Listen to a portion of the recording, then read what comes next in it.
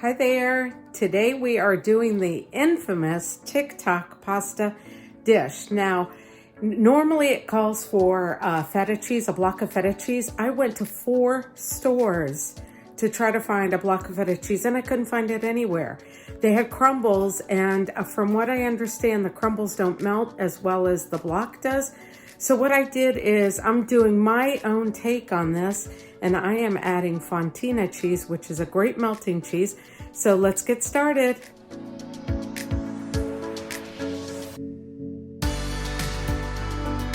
I also wanted to mention the recipe does call for a small pasta. However, I had spaghetti at home and I'm going to use that. This is what's so great about cooking and, finding recipes that you like, and you can alter them any way that you want to. If there's an ingredient, not so much the main ingredient, but if there's an ingredient that you really don't care for, eliminate it. If there's something that you want to add to it, go ahead and add to it. It's just like the beef stew that I had made that I just recently posted. I had leftover mushrooms, so I went ahead and I added those. The recipe didn't call for it, but I added them anyway. And so for this recipe, I couldn't find the feta. I think because it was such a huge hit on TikTok, everybody is trying it. I went to 4 different grocery stores, and after the 4th one, I was like, okay, this is ridiculous. Let me just get the Fontina cheese. That's going to melt. That'll be okay.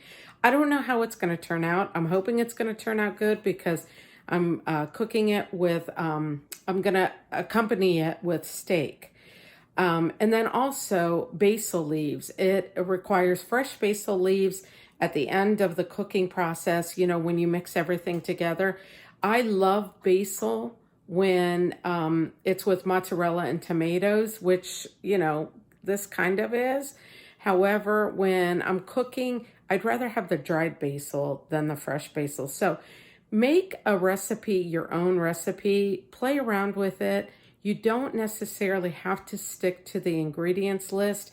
When you do, that's great. But if you can create your own meals or your own dishes, that's even better. So in a couple of minutes, the tomatoes will be coming out of the oven, and I have the spaghetti getting ready to dump the spaghetti in the boiling water, and I'll be right back. All right, the tomatoes and the Fontina cheese and the garlic have all been cooking for 30 minutes. What we need to do is come in here and smash up the garlic. Oh, this cheese is like really, really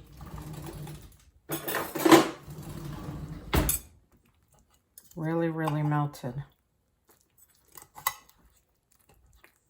Oh gosh, this smells so good. I think the Fontina cheese might be better, a little bit better than the feta cheese. Okay, let me smash. Sorry, it's hard to get in here, but normally it's not. I keep my my garlic in the fridge, but it was a huge bag from like Sam's Club. Okay, to this we're gonna add pepper.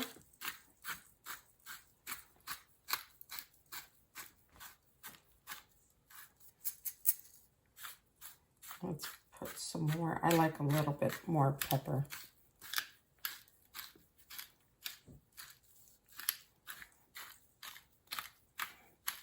Okay, we're gonna add some salt.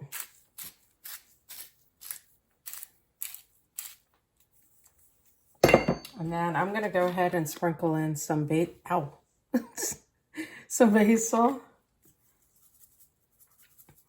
My mouth is watering. It does look really good, and we're gonna serve this up with some steaks. And then this is optional. If you want to add red pepper flakes, you can. I'm just gonna add a little bit.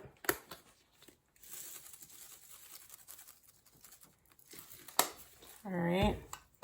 Let's go ahead and mix this all together.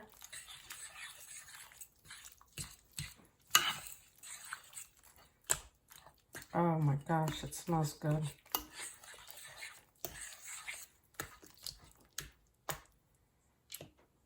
I want to pop those tomatoes.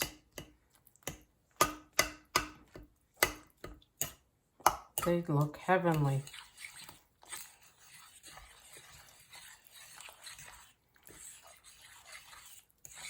And then in a couple of minutes, we're going to go ahead and we're going to add the spaghetti to it.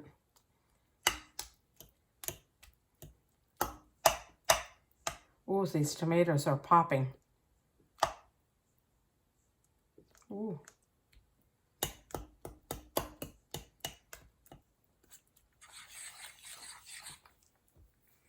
Now see here, this is what the problem is with Fontina cheese, is that it's going to get sticky, whereas like the feta cheese, I wish I could find the feta.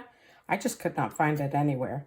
But nonetheless, I think the feta cheese still, the Fontina cheese, still going to taste good because it's so creamy. And it's blending in so nicely. Okay. Let's go ahead and put in the spaghetti. Okay. Let's mix that all in together. It looks so good.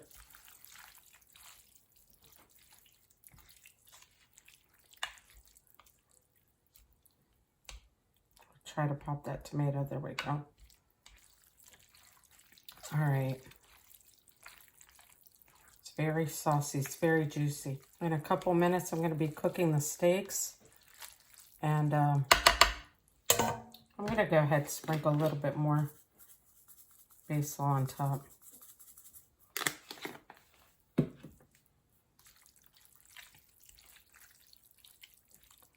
Look at all that juice from the tomatoes. Those were nice ripe tomatoes. Alrighty, so we'll be plating it up here in just a minute. All right, now we are going to cook the steaks. I went ahead and I seasoned it with salt and pepper. And I took out the steaks 30 minutes before I was going to cook them. You should always take out your steaks a little bit ahead of time so that they can come to room temperature. You don't want to cook these steaks while they're cold.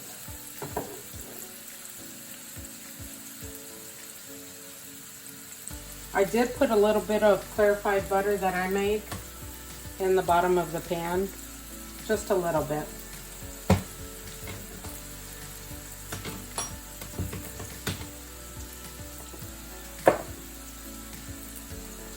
All right, these are going to cook up and we will be ready for dinner shortly. All right, guys, here's what's for dinner. It's sirloin steak and we have the TikTok pasta dish.